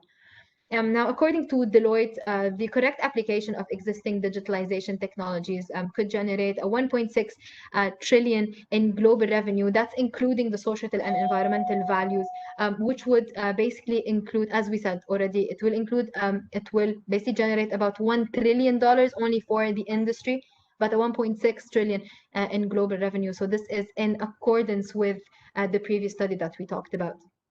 Now, moreover, basically the oil and gas players who are or have been some sort of grappling with weak oil prices. One of the biggest advantages of adopting digital technology could be the resilience that these technology offer to be able to weather the downturns that the industry is prone to. For example, machine learning. Machine learning can predict in a very timely manner the profits and the losses in detail. And this allows energy companies to be more flexible and to be able to deal with low oil or gas prices. So as we said, volatility is a huge problem, right? Not knowing when oil prices go up, oil prices go down for basically a very simple reason, something that is a problem usually between large companies that control the market. So to be able to withstand this volatility, oil and gas can actually or digitalization can actually be of help to the oil and gas industry as a whole. Now, the other main obstacle that we talked about for digital transformation is the lack of talent and professionals. But many studies predict that by 2021, the next generation coming in the workforce will have the skills of a data scientist right now, and that will even be their main domain. So at the same time, we have a mature staff that have the needed experience. So if we put both of them together, this experienced staff with the new generation coming into the workplace with advanced skills that are related to digital technologies, if we basically put them together, you'll have a solution for the future. So basically, let's end by saying this. From the way it looks, however the oil and gas industry moves forward in the current market, it is certain to involve a greater reliance on digital technologies. And that's not something I said. As you can see, I actually have the author or whoever wrote it on the slide. I just agree with it totally. So basically, that's it for me. That's it for me. Thank you guys for listening, and I hope you enjoyed the presentation and found it interesting and beneficial at the same time. Thank you, ma'am. It was a practical and engaging session with a mix of your knowledge, vision, and industry experience. I'm sure the session will surely make every one of us to look out for the new digital technologies in the oil and gas industry. So before we start with the Q&A session, I would like to inform all the participants that the feedback forms will be provided to you in the chat box only. So everyone is requested to fill the feedback forms.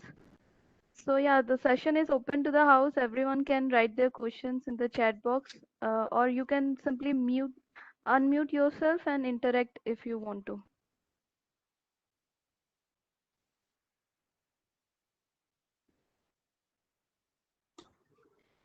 Would you like me to check for the questions? Yes, ma'am, we have some questions.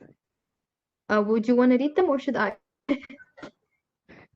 I can read them to you if you want to. Okay, I will read. Okay, I don't mind doing it. Okay, we have one question. Why was the oil and gas industry initially on the lower part of the spectrum compared to other industries? Okay, we already talked about the money as being a problem. We're not finding an incentive to actually go for the digitalization or to go for the digital technologies, unlike other industries. And the main reason for this is related to something we call consumerization. So basically, this means need to explain that one. So a consumerization basically is whenever we reorient a product or a service designs to focus on an end user as being an individual person, not as a government nor as an organization. So for example, when we aim to sell cars, for example, we don't just Japan basically manufactures cars. Japan does not decide to sell cars based on selling it per country or based on selling it per organization. It rather basically focuses on an end user as being an individual consumer. On the other hand, for the oil and gas company, it's actually not that case, because we don't just focus on reorienting this product or the design of the product simply to just go for one individual consumer, but more like on the government state, or more like on the country state or organization states. So when we have this consumerization for the other industries, this actually pushes this actually allows to push the technology to its edge at an earlier stage. So this is why we have automotives and tourism, anything related to airspace, for example, pretty much advanced, as they were pushed earlier on to reach their digital maturity, if you want to say. Next, we have that I have been planning to work on big data handling, and for that tried using Python or SQL, but still unclear. Can you suggest him the best approach and the best language for the same purpose? If he actually mentioned Python, I think he's actually working on coding data. So what I honestly, the question is not very clear, because it's not well understand what is this what does he want me actually to suggest. Regardless, if you're actually interested in coding, there are more than one way to learn this. So online courses can actually help, and other than online courses, you can actually take trainings in certain academies that can offer trainings for coding, if that was the question, because honestly the question is not very clear. You can actually start with Python. Actually, Python is the easier type of coding program, and then move to much tougher ones because they're actually similar. So C++ and Java maybe later on. MATLAB is pretty basic as well. Maybe you can start with those and just try to get involved in watching videos and tutorial videos. That I hope that can help. Okay, ma'am, we have another question that AI or machine learning may not be used to extrapolate data. So how do we compensate that in order to get future predictions? Okay, that's not entirely true, because as we said, machine learning being a part of AI, machine learning tries to learn the data that it has from geological data that it basically possesses, from data from the cloud, for example. It gets the data from the cloud, whatever historical data it has, and it analyzes this data, it learns the data, and it tries to see wherever we basically have a pattern that we need to follow, or wherever there is a collaboration between the different variables of it. And in this case, it will be able to make a prediction. So an extrapolation is actually also possible. Extrapolation is similar to a prediction. And as we said, the machine learning does allow for a prediction. AI is even more advanced because machine learning is part of AI, and artificial intelligence can further allow, other than in this case, extrapolating, other than in this case, predicting future trends, it can also allow an automation of a specific system. So things can be done automatically. So in reality, they are both, they do both allow a prediction, and a cognitive way can allow them even in a much more advanced way. The next question is, if a traditional simulation only gives output depending on data that the operator has entered, and it is always limited by his experience. Now, if an IoT powered digital twin, I don't know what that means, sorry, ma'am. Internet of Things, yeah. IoT is Internet of Things. Twins, digital twin learns from what is currently happening in its real world and gives output on the basis of that. Wouldn't it generate many errors that is not relevant to operations and increase the non-productive time? Okay, this is a long question that I'm going to try to read again, just to make sure I answer it correctly. Also depending on data document. Should I read it again? It's okay. I'm currently reading as you like. I'm just reading it again, just because it's I'm trying to see the relation between the first sentence and the second one. If an operated digital twin learns from the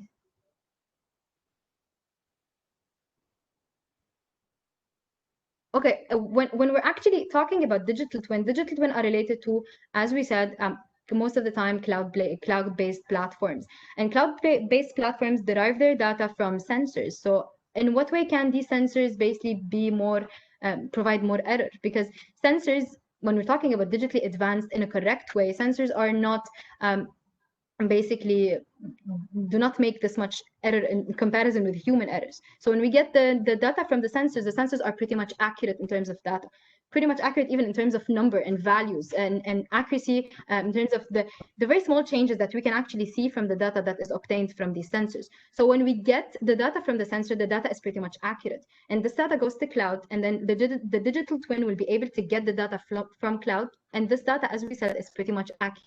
When is accurate on the digital twin, the twin basically will allow us to simulate what is the possible case that if this happened, or if this is currently happening in the real on the real rig, for example, or on the real platform, I'd be able to simulate how I can respond to it on the twin. And when I do that on the twin, I'll be able to know if this was the right approach for me to be able to adopt. And if it was, then I'll adopt it directly, and I'll directly implement it on the actual rig. So this is how it is definite to actually reduce the errors in terms of operation, because it allows me to try the operation first, to try the alternative that I'm choosing to do, or the process that I'm choosing to do. It allows me to try it first on a digital twin without actually affecting the actual operations, and then I'll be able to basically do it after I make sure that this is the right approach for me. So this can definitely decrease the unproductive time and decrease basically the errors relevant to the operations. I hope I answered the question, because that's how I understood it.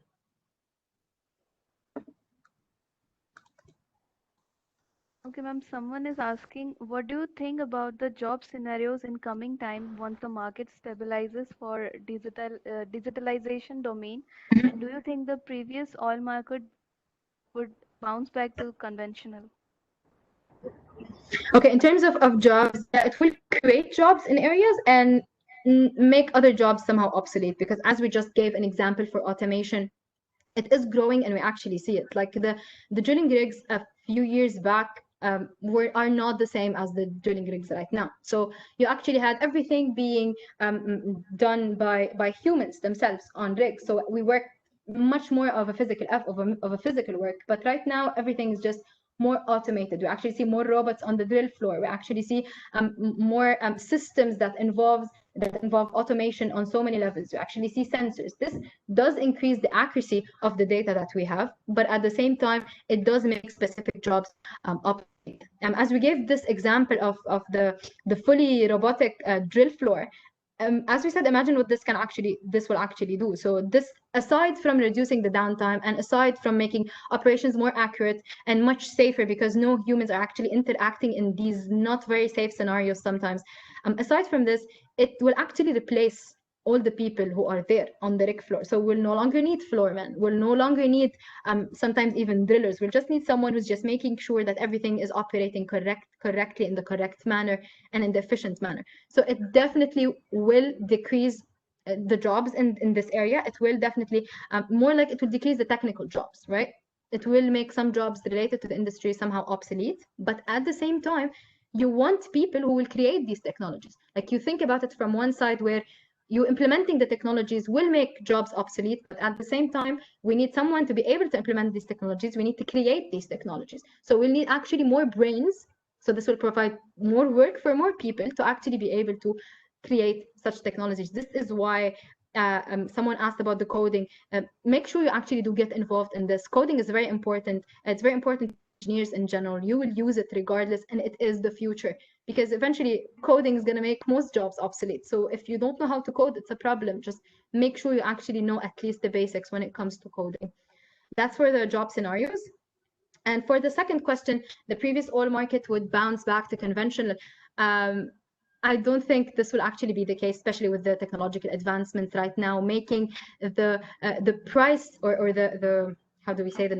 We actually make the price for paying to be able to produce from unconventional sources much lower, right? So previously, we weren't capable of producing from unconventional. We weren't capable of producing from shale. You know, before the shale revolution, for example, in the US, we couldn't produce from shale, not because we couldn't find because it wasn't possible. It was actually because it's way too expensive. So we don't actually have the right technologies for it that will allow me to produce in an economic way or in a commercial way, right? But now with the technological advancements, this will make it much cheaper to be able to produce from unconventional. So I think we'll see basically more unconventional. We'll actually see more production from unconventional sources as we actually do not find more conventional sources to produce from. And an example of this would be gas methane, for example. I'm sure you've heard of this. It's becoming a more and more common. We did not actually start field developing yet, but we're trying to make technologies that will make this possible. So this would actually be the future of it. So most probably it will be unconventional, especially with the lower number of conventional resources that we're able to find right now. Ma'am, someone is asking for suggestion for a good college for MBA in oil and gas industry, or oil and gas management in US, and if it is worth doing in Texas. For MBA in oil and gas management in the US. Okay, I can actually do my research about that and give it to you, because maybe I can email you that later on if that's okay. But because in the US, I'm not really aware of it, but mainly you can find some in UK and in Scotland. These are pretty much famous. And is it worth doing in Texas? It depends. Basically, Texas is where you mostly work on production on field, right? But it's not a bad idea to be involved in MBA when it comes to oil and gas management.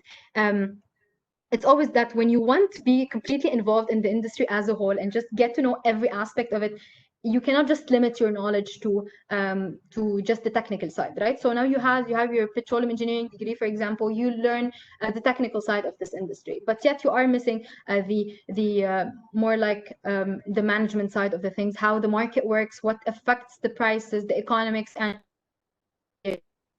basically the policy. So it's not a bad idea at all to go to pursue an MBA in oil and gas management. Depending on the location, that will be up to you, honestly, depending on what's more convenient. But if you're interested in the US, I can provide you with a list of good colleges for that, maybe later on LinkedIn or as an email. Sure. Okay, ma'am. Thank you, ma'am. I see you have covered all the questions in the chat box.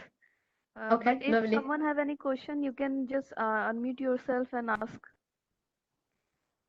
Or you can also mail us. We will forward it to ma'am, and ma'am can provide the answer to you later. Hello, Sara. Hi. Do you hear me? Yes. It's Michel Hayim. I would like to ask you a question. Okay. Sure. First of all, I would like to thank you for this amazing, interesting presentation. And my question is the following. So, as engineers, we're really interested in the digitalization process and everything. So, I would like to ask you, in your opinion, how can we persuade or motivate, for example, our superiors, if you have any ideas about some low-cost technologies or methods, so we can, for example, persuade or motivate our peers.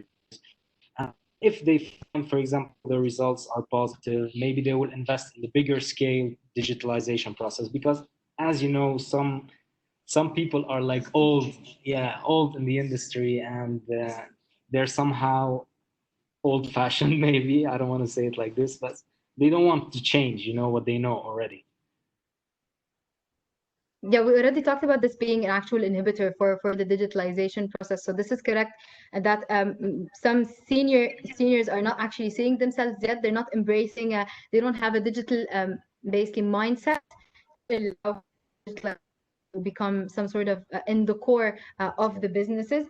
In terms of the cheapest types of technologies, we can simply say there is no cheapest type. It depends on what is the more advanced type, what has been there for longer. You know, if it's been there for longer, it means it's more advanced, it's more worked on, and basically it's somehow mostly cheaper, if this is how you want to say it. As we said, robotics has been mostly adopted, so robotics could be the easier option to start with. This is how most companies actually started. We started with automating specific operations whenever convenient, and once basically you can realize on the long term, and this is another inhibitor, as we said, that we do not usually see the results directly. The results cannot be directly foreseen on a cash flow, for example. You cannot directly realize this. It actually takes time. It's the results that will show on the long term and not on the short run. So on the long term, you'll actually be able to know how this improves HSE. Sometimes it might decrease the number of workers that you actually need, yes, and sometimes it might actually reduce the level of competency that you need from the workers, because as you're introducing technologies, you're just making it less jobs are needed, in this case in the industry, as technical jobs, but this becomes much safer, much more accurate, much more efficient. And with time, this will cause an increase in the efficiency and increase and reduction in the costs as well. So the problem with this is that there's nothing we can personally do to, in terms of persuasion, if you want to say, because it has to start within the company itself. The company has to decide, has to see that, okay, I will pay for it now, even though I know that I will not see any results until basically a long term later on, until a few years later on. Okay, and this is how this is the only way it actually needs to start. And the problem with right now, the COVID-19, aside from it being some sort of a positive thing that pushes company to try to enhance their digital maturity or to go for a digital transformation because of the volatility, on the other hand, because we actually have lower prices, this is somehow you know, making it harder for companies because of the problem with producing. We're not actually producing much. Most of the projects are shut down. The income is lower, so they're going to reduce their expenses as much as possible. And digitalization, which is basically considered as not something that will allow me to increase the cash flow directly, so it wouldn't be considered. So that's the main problem. Companies have to be ready to invest right now in large amount of monies, knowing that they will not actually see direct results until basically a few years from now. Okay, thank you, Sarah, very much. No worries.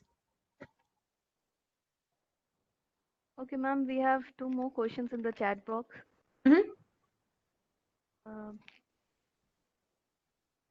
First one is do the two communities in digital twin and cyber physical system have the same vision for the future twin model system?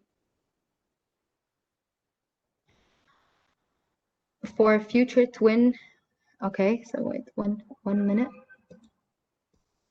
Okay, digital twin and cyber physical systems, same vision for future twin models, visible and invisible systems. Okay, basically when we talked about a digital twin, we said that it's they're actually the same, it's a recreation, it's the same type of infrastructure or station or whatever it is that we're trying to recreate, but on a virtual level. So one is actually physical and the other one is virtual. I can test whatever I want on the virtual to be able to get the best result out of it, and then I'll implement it on the actual real one. Right? When it comes to cyber physical systems, we're actually talking about systems that involve both in their operation in terms of work. So, for example, aviation, as we said, when they're self-piloted, we don't actually have someone who's a pilot driving it, or self-driving cars, for example. We actually need the environment, the physical aspect, and then there is the decisions that are coming from the system itself, right? So this is the difference when we're talking about a cyber physical system. This is what we mean. Digital twin could be an aspect of CPS, of the cyber physical system, because cyber physical system is much more advanced in terms of allowing a decision making by itself. Okay, so it makes the own decision on how to drive, on when to turn left, on when to turn right, on when to speed. But when it comes to digital twin, it's just we are creating the simulation, okay, and it's not actually affecting the end result unless we make it on the real twin. Okay, but for CPS, it's actually directly affecting the result, whatever the digitalization system chooses to do. In terms of what it can actually do for later on in the future, this can actually be somehow risky if we do it in all situations. If we want to implement CPS in oil and gas, for a certain side of it, we actually already do, such as the sensors, as we said. This is related to IoT or Internet of Things. If we have sensors that when we reach a specific value, they allow other sensors to shift or to do something, or other valves to open or to close, as we were basically saying before. So we already have this somehow, but it's dangerous to actually be able to implement it on all the operations. So we have to see how accurate this we can make this to be able to know if this is something that is to be implemented for the future in the sector on all the operations as well.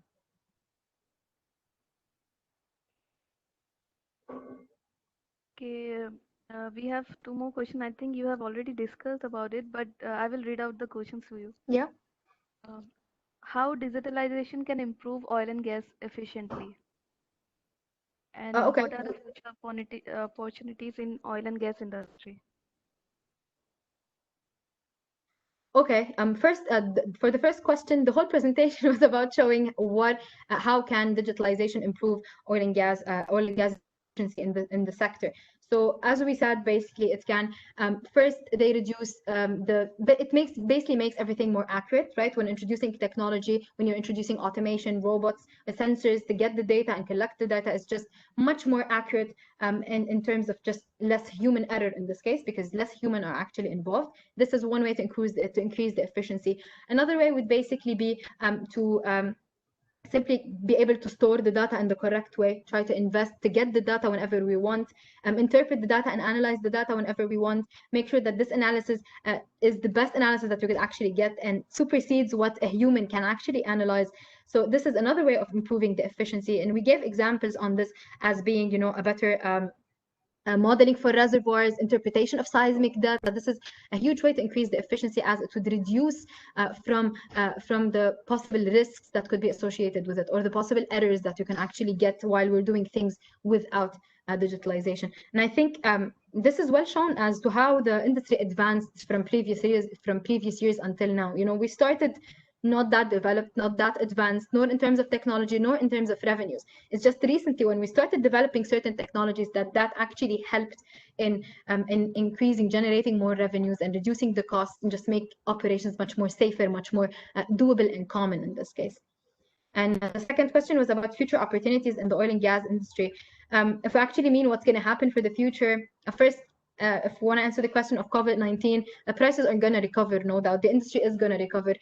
While we're still providing sources of energy that are being, the energy basically that's being used still in everything, and that's somehow still cheap relative to renewable energy, we're actually a long way from energy transition. And we're even a long way from peak oil. We still haven't even reached peak oil. So we'll be producing for pretty much a long time from now, and we'll be basically up oil and gas for a long time, and it won't basically end anytime soon. The COVID-19 effects can basically be studied from two different sides.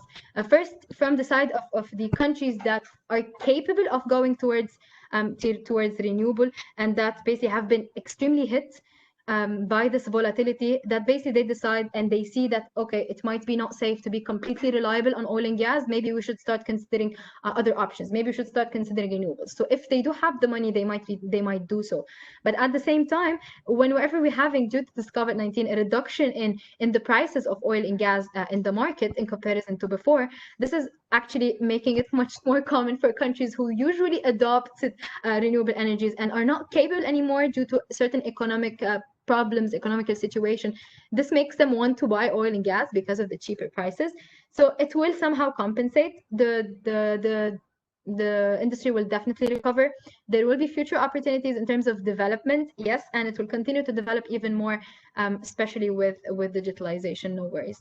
And for you guys as petroleum engineers, of course you have a future in the oil and gas sector. You see many industries still new. This industry is still new in many countries. For example, in where I come from in Lebanon, this is last month or a few months ago was the first exploration well we ever drilled. So some countries are still new at this. So yes, definitely a lot of opportunities.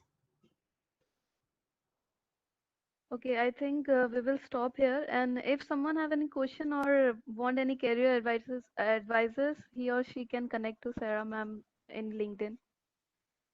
I would actually like to answer one of the questions, since it's a very direct question. Is it possible to jobs on LinkedIn? I'll just simply say 87% of the recruiters that are actually trying to look for talent, they actually recruit over LinkedIn. So yes, you can definitely find jobs on LinkedIn. LinkedIn is a great platform for social networking and finding jobs. So make sure you update your profiles there and just stay active on it. Yes, that was direct. That's why I answered it. Sorry. Okay, ma'am. Thank you, ma'am. On behalf of SP Dibrugarh University Student Chapter and the audience here together, I would like to extend a very hearty vote of thanks to you for gracing our platform with your presence and sharing with us your findings and opinions today. And we look forward to more. Okay, we look forward to more engagement with you in the near future, and we wish you all the very best for your future endeavors. Thank you so much for having me. I hope it was beneficial for you guys as well. And yeah, if you have any more questions, please send them to SPE, and they'll be sending them back to me, or you can just directly contact me on LinkedIn as well. be more than happy to help. And thank you so much. Thank you, ma'am. And I would also like to thank all the attendees for making this session a great success with your presence. So I think we will be concluding here only. Okay, thank you, everyone. Thank you.